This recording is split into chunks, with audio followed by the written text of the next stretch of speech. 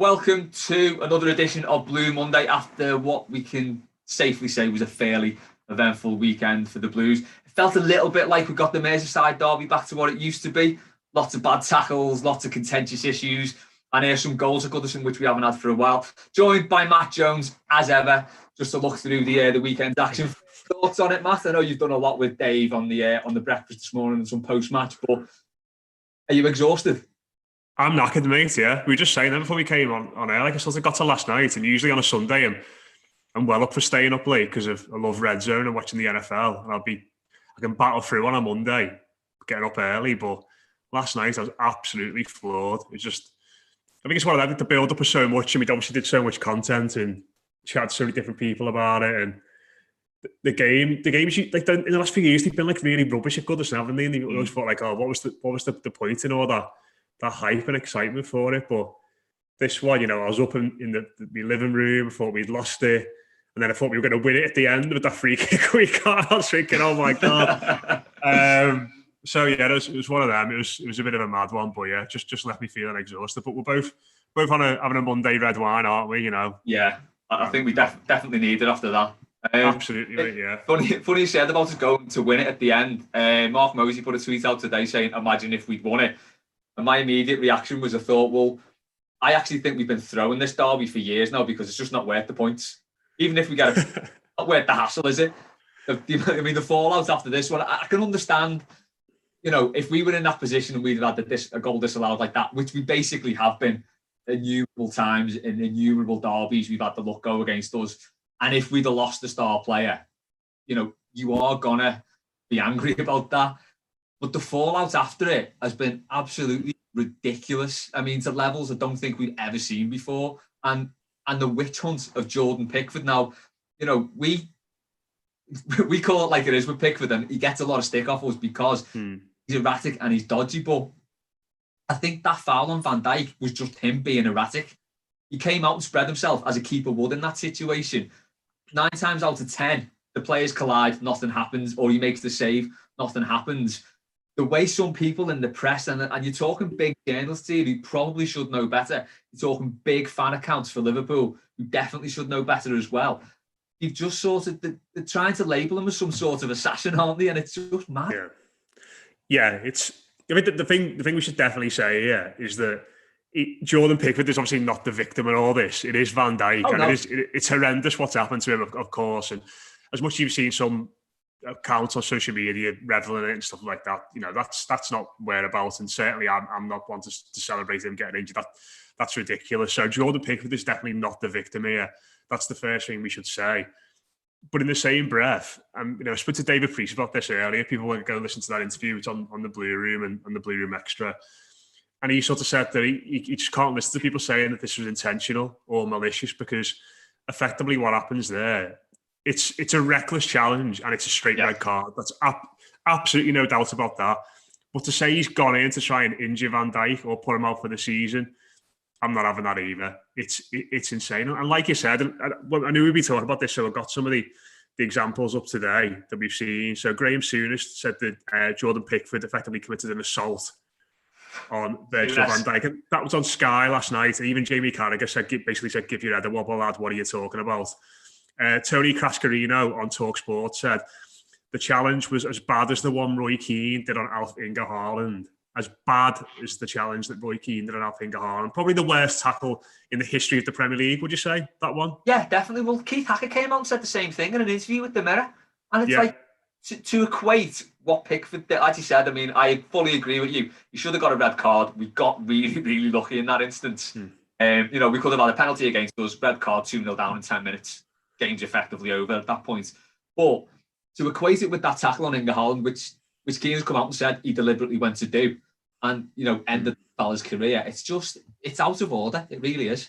And then there's other ones as well, that absolute whopper Piers Morgan coming out and saying, if you did that in the street, you'd get assaulted for it. I mean, of course you did. Of course you would, because you can't go tackling anyone on the street. It's absolutely insane. And like you mentioned there, I've seen people yesterday saying that someone should break his jaw. I've seen someone saying he should be in prison. There's been talk of legal action against it.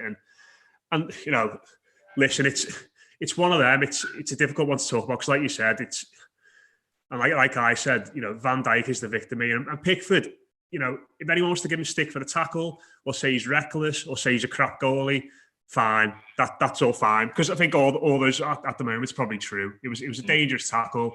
He's not playing very well. He nearly cost us in that sense. But to come out and accuse him of assault, and it's so, Mark Bosnich as well was on it this morning, wasn't he? Effectively saying that Pickford should be out for the same length as Van Dijk. Julian Laurens, who's usually a wonderful expert on European football and French football, effectively going off on ESPN's YouTube channel and saying Pickford should be out for the same length of time as Van Dijk. Do me a favour. It's absolutely ridiculous, and I think it's a sort of that you get this with every big side and big player, but I think you get a little bit more with the Reds because there is so many of them in the media. But I think you get to a point where when things start coming out and when there's talk about it, there's just a race to be more outraged and a race to be more hysterical about anything. And just to reiterate, there's absolutely no way that Pickford's the real victim here, but everyone just needs to calm down when talking about this. Just chill out. There's no one who can say for certain that he meant to injure Van Dijk or not. It was a bad tackle. He should have been sent off. But stop fanning the flames of all this ridiculous, over-the-top hyperbole. The lad's getting death threats, for God's sake. His wife's getting abused and told to watch your back on Instagram. Everyone just chill your beans. Yeah, and this is where I think the big thing for this is, like, fan media and fan social media accounts have got to have a look at themselves and they've got to start calling this out. I know Chico does it on Twitter and he calls out Reds who are being weird and he says, right, you've got to own this, Liverpool. And they never do. And they need to. We've got a big following on Twitter, not as anywhere near as big as the big Liverpool accounts.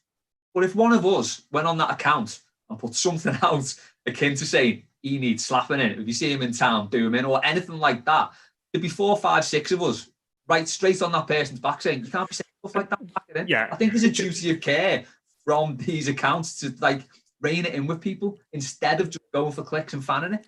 And do you know what? To be fair, mate, I've seen a lot of Reds doing that sort of stuff on some of the ridiculous comments today, and that's been the case. And I think there is a lunatic fringe in every fan base, ourselves included. Some of the stuff I've seen over the weekend about Van Dijk from some of our supporters has been very unsavoury as well. Yeah, but I'm more disappointed with it's Sky, perpetuating that with Souness, coming out and saying assault when you've got Jamie Carragher effectively saying, what are you talking about, you idiot? And then, like the Daily Mirror today, running those stories, TalkSport pushing that out with Tony Cascarino and Danny Murphy. This is a national, worldwide broadcaster in Sky, a national radio station in TalkSport, and a national newspaper in the Daily Mirror. It's really, and the reason why is obvious, isn't it? It's to get clicks, it's to get shares because they know that something inflammatory or outrageous said about this incident against a Liverpool player will go around the world, and I get that. But Merseyside police have come out today and said they're investigating tweets put up about Jordan Pickford and racist tweets about Richarlison. It's getting a bit too much now. And again, I just want to make this absolutely clear: Jordan Pickford is not the victim here in any way, shape, or form. It's horrible what's happened to Virgil van Dijk, and Pickford should have been sent off for that. But everyone just needs to chill out. Just calm down. It was a bad tackle. It was a reckless tackle. Has he gone to do Van Dijk? Absolutely not. Absolutely not. So, I can understand why they're all angry about it and why, Pickford will obviously be getting grief and that kind of thing. But to say he's assaulted someone or anything like that and to perpetuate that through major outlets is just really irresponsible and ridiculous, I think. Yeah, we sort of got a taste of that, didn't we, in the Crystal Palace game, where you could see straight away, as soon as Evan got that penalty, the story was getting created there and then about what everyone talk about for the weekend. It's kind of been the same with this. Obviously, the VAR decision at the end sort of did a 2-footed tackle on that story. And then that was talked about. But if we can just be a bit positive for a minute and leave that all behind and talk about the game. Can I just ask you one thing about Pickford, mate? What would you do with him now?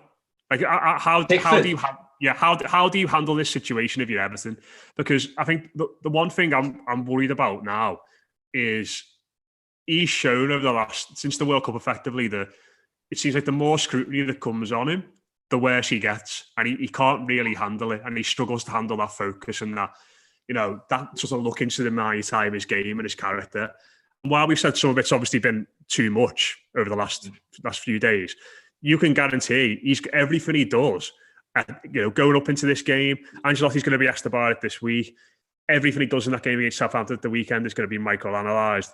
I'd sort of be all tempted to just say, have a couple of weeks off, and he just looks so. Let's be honest, he could have cost Everton. Makes a good save from Matip, which is fantastic and keeps it at 2-1. But he could have cost us big time in that game a couple of times. He didn't, but he could have done it on a different day. And I just feel like if I was there now, and obviously I don't know what it's like behind the scenes, I'd just be tempted to say, just go away and forget about footy for 2 weeks. We've signed a goalkeeper. He may not be that as good as you, but if he throws one at Southampton at the weekend and we lose the game, it's not as if we haven't had forewarning here now. And it just feels like maybe he'd benefit from just a week or 2 weeks or a game off. Yeah, well, when there was talk of a retrospective ban that didn't come, I thought that would give us a pretty easy out in this situation, because he's forcing him into having a few weeks off, because I do think that's what he needs now. I think that David Priest alluded to, didn't he, in the interview he did with him there, up at Newcastle. Everyone remembers what he was like. He lost his head. And he's prone to doing that. So if he has got that added pressure on, that added scrutiny, which you get if you're an England player anyway, if he's got this added scrutiny on him all the time, and going up to Southampton, he's going to be the story. People are going to be looking to make him the story no matter what happens in that game. Jordan Pickford, before it kicks off, he's the story. I think he could do with some time out. Obviously, he's not getting a retrospective ban, so that's out the window. But I think now we sign this Olsen. Obviously, I've no idea what he's like at all, but he's obviously a capable understudy, and that's why we've gone and got him on loan. I think it would be a good opportunity to give him a break. Just get his head together, take a step away from it. Maybe not even travel to the game. Just keep away from everything. Take a few weeks off, couple of weeks off, get your head together and come back. Because the only thing, we've tried a lot with Pickford, haven't we, in regards to managers have got stuck into him. Managers have backed him. We've played different ways. He's adapted his game at different times, and nothing has quite seemed to work. And I think the only thing we sort of said before the transfer window shut is like the sort of last two things that might work are bringing competition for him, which hasn't really happened. Olsen's okay, but he's not going to realistically challenge for him. The only other thing we've never done to potentially try and trigger a reaction out of him, or maybe just to give him a break, is drop him. He's played every single Premier League game for Everton since he arrived at the football club, and you just wondered if he just needs a bit of a break to reset and go away, because it is. Everton have got good enough attacking players in the team at the moment that they've been able to score goals and get results in spite of his errors. Progress through cup competitions in spite of his errors. They won't keep doing that. One of our best forwards is out at the weekend, so games are going to be won and lost on finer margins. I think while Richarlison's out, and I just feel as though one is coming, which is going to cost us. And maybe with that in mind, it's probably a good time for Ancelotti knows best. He will have seen what he's like in training, what he's like this week. I'm sure he'll speak to him in the week about everything, and he'll get a read on where his heads are. But it sort of just feels like it'd be a nice time to go. Just go and get. Obviously, can't go on holiday, can he, at the moment because of various things. But just go, get your head down, relax. Go and read a book and sit in the garden for a week and just think about something other than football, because he looks like he needs a break from it right now. Yeah, definitely. It'd be the fairest thing for the managers to do, and no player wants to get dropped for any reason at all. But it probably is the best thing for him, because there is going to be that added scrutiny on him, and if he throws one in, it's just going to pile on him again, isn't it? He might even. You don't know. It could even get into his head now where he's concerned about coming out for a 50-50 like that. It can affect him like that, and a player could slip one past him in that way. So I think it would be a good time to drop him. I'm not sure if we will. No, I don't think they will either. But you'd like to think. I think Ancelotti can probably see this, given the fact that we went after someone as good as Romero in the transfer window to come in as cover. As you said before, he could have easily just stepped in. That gap. So the fact that we went after him, but Man United were asking for stupid offers for him, that's the reason we didn't get him. It does show that it's on the manager's mind, and I think this is an opportunity to, as you say, do something different with him and take him out of the team. I think I would like to see that for Sunday, isn't it, against Southampton? And that's going to be a tough game. we look at getting through this Liverpool one and getting on the face of it, what was a good result against them. That's not going to be easy down there. And we drop points or we get beat, and then if we get the one, we're going to get beat obviously this season. And that game when we get beat, it's going to hit us really hard because it's horrible. So the sort of end of winning run, we've not seen it very often, but when it happens, it's not nice. So you don't want it to fall on a particular player, especially not the keeper in this situation. Yeah, totally agree. I'd give him a rest and just feels like he's just too muddled in his own head at the moment. But again, like you said, none of us. Another thing that's sort of been spoken about a lot this weekend. People seeming to know what he's about as a character and that sort of thing, and we don't know what he's like. We get these little glimpses of 90 minutes every week or so, don't we, to get a read into these characters. But from what we've seen on the pitch, he just looks like someone to me who would benefit from just getting away from footy for a little bit. And because he's not playing, it's not as if we're talking about a fella who needs to break his playing dead well and keep us in the team. It's someone who's really struggling. So perhaps taking him off the side for a little bit would be a smart move. But we don't see him every day, and Carlo Ancelotti does. Yeah, well, the thing is, even though he made some vital saves in that game, he threw one in at the end again.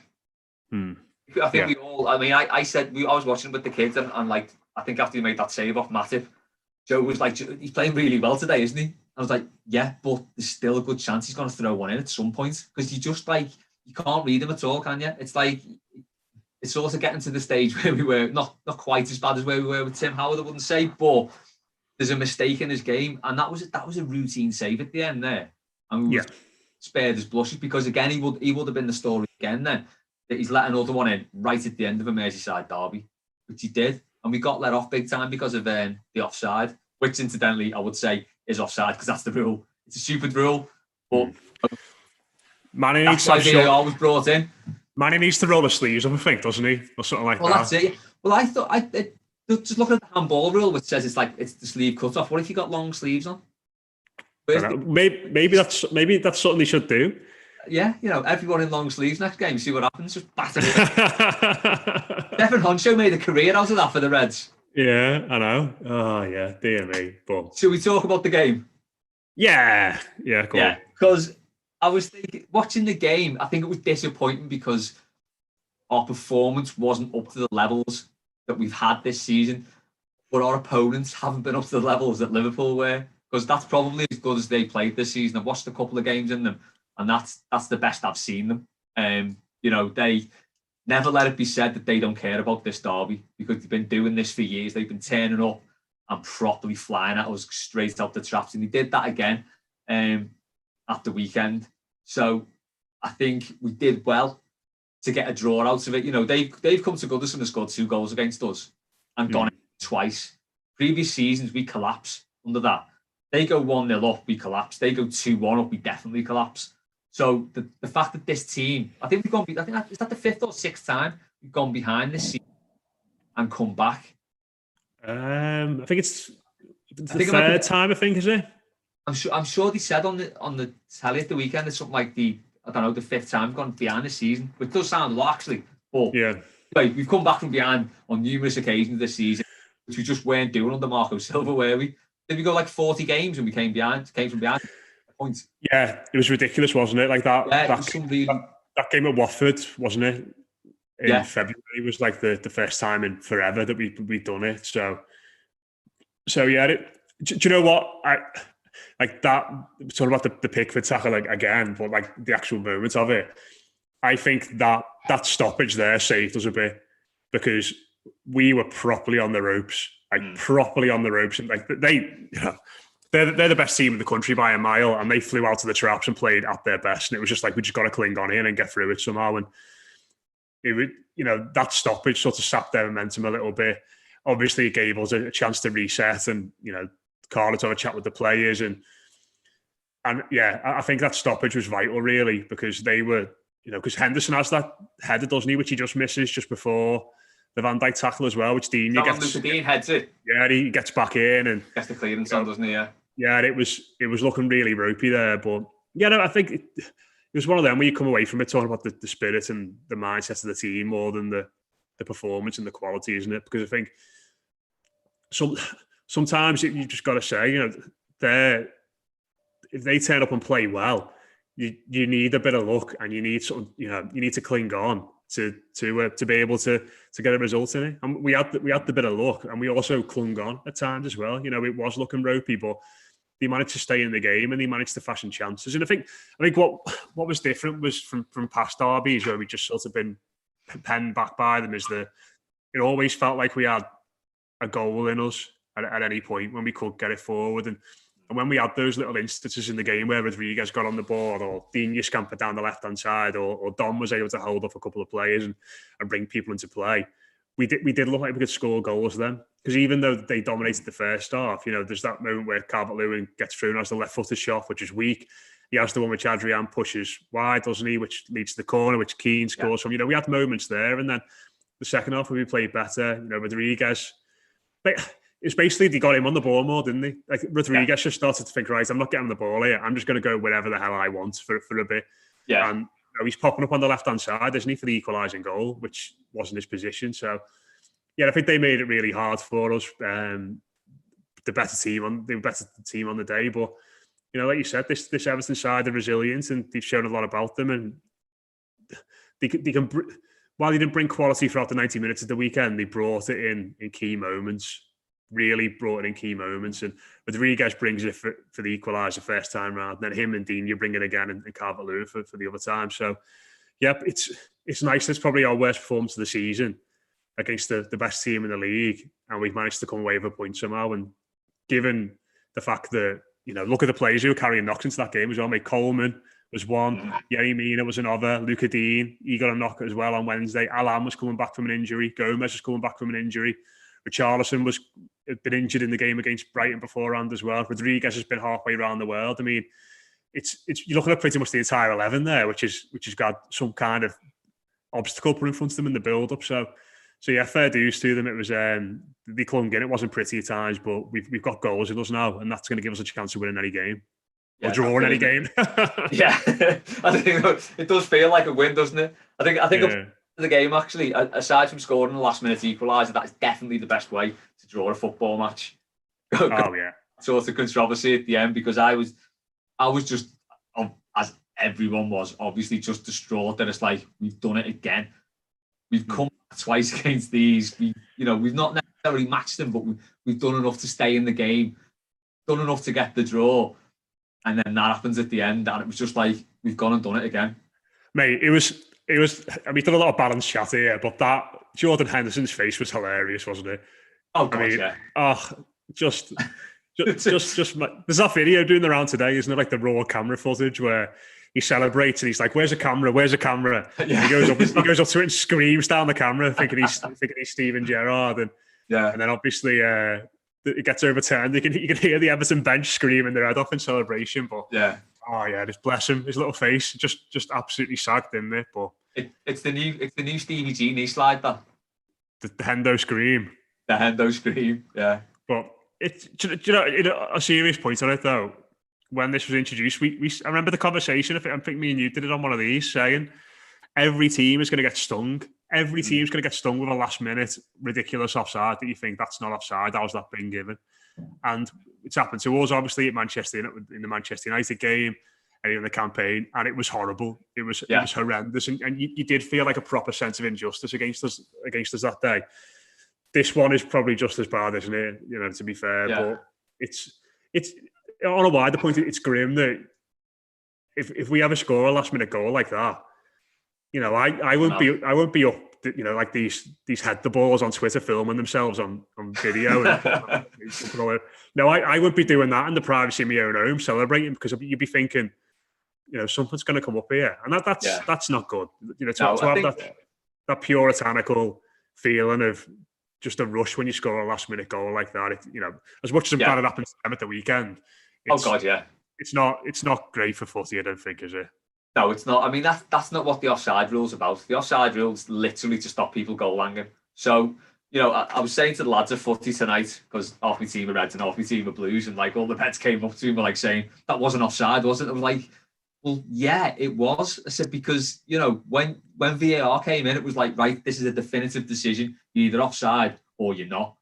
And that's what we'll have to accept. He was offside. Now, I don't agree at all as soon as you have to start drawing lines, you shouldn't be offside. Because as far as Mane's made that run, that is a perfect run. He's looked along the line there. He's seen level with everyone. And that run's perfect. But for like a bit of his arm. And no player can legislate for that. And it's not fair on the players because, you know, they're hitting passes, they're making runs and they're timing it perfectly, essentially.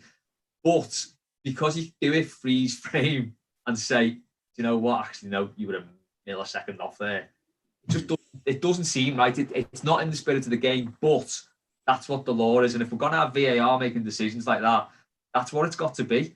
Everyone will get had off by it. You know, as you said, I'm absolutely made up that they did because that just totally turned the weekend on its head. I suppose it's despair before that, and then, you know, you made up after it. You know, we'd see that like it was a goal for us, but it's not right. But that's what the rules are. Yeah, and you know, I suppose that the one positive out of all this going forward is that because it's them, and we've seen it already with the Pickford stuff today. Because it's them, it's getting a proper examination in the media and getting hung out to dry, and that only happens when a certain couple of clubs get screwed over, and there's a proper forensic examination into this, and people are saying, oh, actually, yeah, now this has happened to Liverpool, we have realised this is really, really crap and takes the joy out of football. And that's good because I you know, people disagree on VAR and stuff, but I hate it. I absolutely hate it. I think the celebrating a goal is the best thing in the sport, and that should be sacrosanct for me. Some people think decisions should be sacrosanct. That's entirely up to them. But from my point of view, the fact that it's getting examined and pulled apart and saying, sort of people saying, what on earth's going on with this, is a good thing. But like I said, that only happens when it happens to a certain couple of clubs. And, you know, Liverpool kicked off about it, haven't they? I think we kicked off about it, didn't we, to the FA after the Brighton game last year. Yeah. But, you know, you can imagine that the complaint to one club will fall on deaf ears where the other one will be taken very seriously. 100%, yeah. But just looking at that then, where did he go with it? Because, you know, the technology's there now and it can make these very finite marginal decisions. So it would have to take a fundamental change to the rules now, wouldn't it? To say you've got to be, I don't know, a body width or something, but then even that gets subjective, doesn't it? The whole thing with VAR, it's taking out any subjectivity, really, because it is now black and white. Even if a tiny bit of you's offside, you're offside. That's it. Well, that's it. But it's making like a definitive decision when the technology itself isn't really definitive, if that makes sense. Because, you know, I was watching Neil Warnock and Sue Smith this morning on Sky, who actually had probably the best discussion about the game I've seen anywhere, really. There's no ridiculous comments or anything like that. And he was sort of talking about it, and Stephen Warnock was saying, well, on the shot that the VAR was used for, it looks like the ball's already left Thiago's foot as well. So it's one of them, like, where's the frame rate for when the ball stops? Because it doesn't really seem like they've got enough frame rates to see for certain.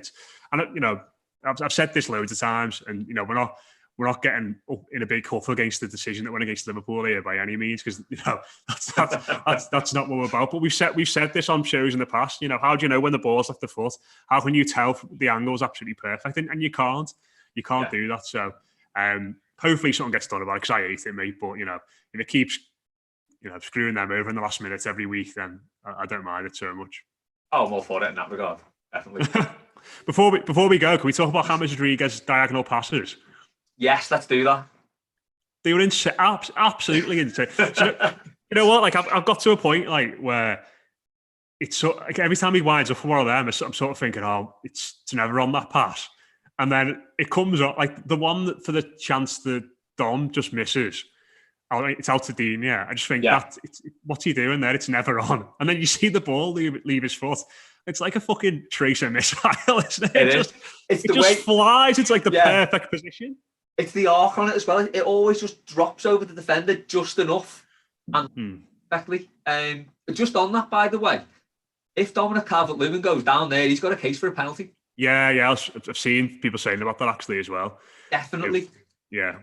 You know, you can bet your life if that was the other end, one of them would have taken a tumble there and got a penalty. Yeah. Because he did definitely clip him, But those passes, I remember when we spoke to Sid Lowe before we'd even seen James play, and he said that cutting in from the right hand side on his left foot, there's nobody better on the planet at that other than Lionel Messi, and he's absolutely right. It's insane because the chance for Richarlison as well, which he should score. Although again he's pulled back by by Alexander-Arnold, isn't he? He doesn't quite get a clean head on it, but it makes it look easy, doesn't he? It's like what De Bruyne does.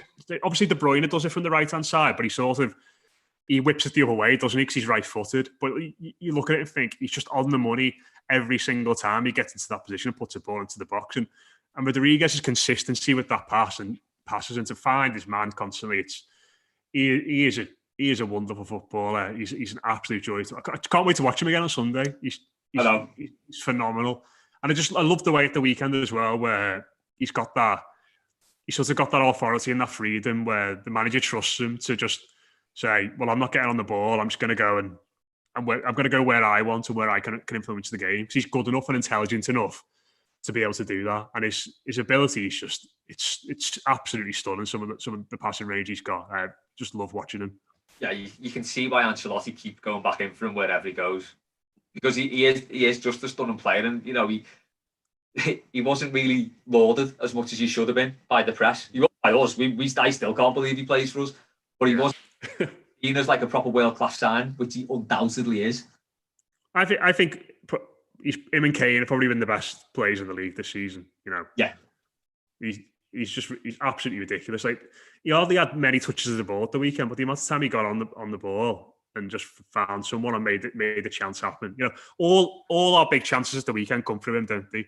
You think about the Dom shot, which Adrian Parry's right, it's from Rodriguez's pass. Keane's goal, Rodriguez again. We mentioned Dom's one, which he misses, Richarlison's header. Rodriguez, either final pass or the pass before the pass. The goal is the pass before the pass. The chance we have at the end, he puts the free kick in for that as well. He's become absolutely instrumental to everything we're doing. Just settled in so quickly. Yeah, and Liverpool knew that, and Van Dijk targeted him before he went off. Yeah. Which he did. A couple of reducers, but we won't go into that. Yeah. Any comments before we go? I'm just rattling through some of them here. AJ and his dad. AJ's a few comments changed, but he said, "Who replaces Richarlison for the weekend? Who would you go with, mate?" I'd like to see Anthony Gordon, but he's not even on the bench. Yeah, strange one. I think he's probably stylistically the most similar to Richarlison in regards to being more of a wide forward, whereas Iwobi's more of a wide midfielder. If that makes sense. He's got to feel he's going to drop into pockets and not running behind. So maybe that. Tom Bradley, I think Godfrey was fantastic. And Michael Keane, unreal again.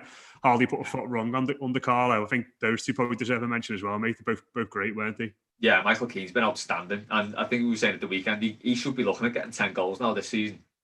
100%. He could be doing Derek Manfield 85 here. Well, him and Mina should be at feed and frenzy, shouldn't they? Yeah, like with the quality Rodriguez provides, you know, they've got to be front and centre of the box. And what I liked about the goal we scored the weekend was that if Keane didn't get anything on that, Mina was there to head it in. He was right behind him, wasn't he? Yeah, Publis man. So that's great. Squatter Madras has said VAR is ruining it overall. You can't celebrate a goal until the check is done. Totally agree. Tufi has said, perhaps you, 1 second, I think I missed another comment there.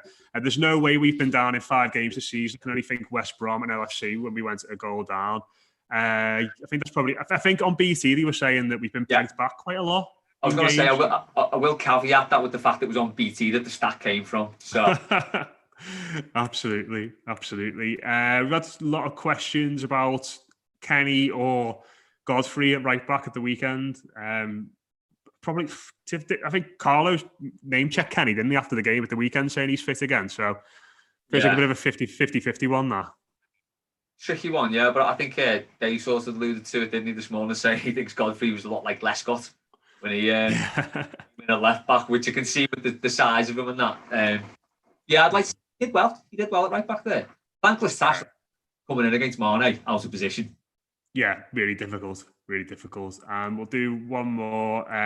Jem Mace has said, James is passing.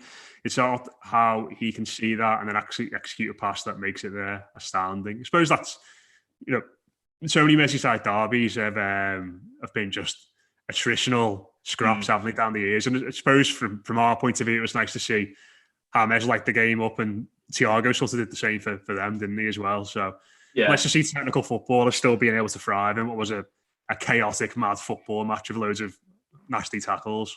Yeah, I think just on Rodriguez's passing as well. We've also got the players who can get onto the fact that he's going to make that pass, which is massively important as well. I think I mentioned it before the season started that the last time we got a player like that was probably Peter Beardsley.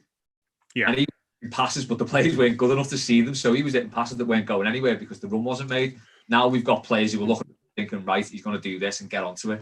He's been productive as well, isn't he? Like I think is that 3 goals and 4 assists in the Premier League now since he came in. We played 5 games. Not bad for a has-been, is it? Absolutely not at all, mate. No. So, like I said, he's absolutely instrumental to everything he did. Just finally, have you mentioned Don, mate, in his header? One touch in, that'll do. He's some player now, isn't he? Yeah, he's literally got everything now. I think it's past the point where we can say get a little bit too overboard with him, because I think you said today, didn't you? He scored against the top 6 now. Yeah, all in a short space of time as well, all since last season. And you know his goals, like he's got to be the best aerial target man in the league now, because those headers are just outrageous. Yeah, I think. Well, I remember during the break, Richarlison said his leap's like Cristiano Ronaldo's, and like that was Ronaldo-esque, wasn't it? At the back post, just and that shot of Robertson just giving up and then having a little tantrum, just magnificent, isn't it? That picture of Calvert-Lewin running away, celebrating, and the 4 reds of despair, and it's just. But you can understand why Robertson. Like, how do you defend that? You can't. Like, even Matip would have struggled to defend that. Even Van Dijk would have struggled to defend that, because if you're getting a run on a defender and you get up like that, there's not a great deal you can do unless they foul you. Well, I was just watching Monday Night Football there, mate, and Carragher said that Everton don't score either of their goals if Van Dijk's still on the pitch. So I'm not having it. It was 2-0 to the Reds. Disappointing loss for the Blues there. Get a petition in. Yeah, get the petition going. Yeah. But all in, do you know what? It was like a proper Merseyside derby, wasn't it? Yeah. It was absolute madness. Someone got sent off just on that. Richarlison again, fully deserved to get sent off. Don't know what he was doing. Terrible tackle. Do you know what? Just on that very, very quickly, because I know we've massively overrun here. I just think at that point he's just getting a little bit desperate and frantic, because I think at that point Everton are thinking, let's win this game. Yeah. Because we had a few chances where he got down the left hand side and he just didn't use the ball properly, and I just think he was frustrated at not playing crap. The game was very chaotic, and it just bobbles around the midfield. And it's a terrible challenge. It's a terrible, probably not as bad as some of the photo stills of it suggest, because I think he pulls his foot away at the last minute, but he dives in and he catches him, and Thiago's lucky not to have a broken leg really from that. But we'll miss him now, won't we? But maybe in a similar way to what we were talking about Pickford before, mate. Like, he looks like maybe he could do with a rest as well. I think he's carrying a knock. He's been playing a lot for Brazil, hasn't he, as well? So perhaps he'll benefit from it. But we'll miss him with his potency going forward, and defensively as well on that left hand side. He does so much work. So yeah, he'll be a big loss. Yeah, definitely. All in though. Good weekend for the Toffees. Still top of the league, and the rest didn't beat us. Yeah, absolutely. Move on. Southampton. Defo. We'll be back for that game then. With what's the score later in the week. What else we got coming up? Monday show's out on Blue Room Extra tonight. So Ben, Dave, and then Joe Gilmore from joe.co.uk, I believe, is on that. He's a Blue, and Conor O'Neill, who people will know as well, is on that. David Priest interview, which I did earlier, is out on Patreon as well. Obviously, people who don't know David, he used to be Sunderland goalkeeper. He's now a goalkeeping coach and broadcaster and analyst, and he knows Jordan and his family really well. So it's interesting to get his insights on that. And then tomorrow's Subs Weekly is me, Adam Sutton, Gav Buckland, and Mike Diasha. So looking forward to that as well. So that's patreon.com/Blue Room Extra. If you want to subscribe and get more from us, there's a link in the box below. So you can click on and subscribe to this as well. There's a link down here, I think. I never get the perspective right on that. Bottom right hand corner, if you look at it, yeah. So just click on that and you can get noticed. I'm just watching myself back here on the stream. I got it wrong. So it's down here where the microphone was. Right, we'll leave it at that then. Nice one, Matt. As Matt said, subscribe, whatever corner it is, and we'll catch you. Let's go.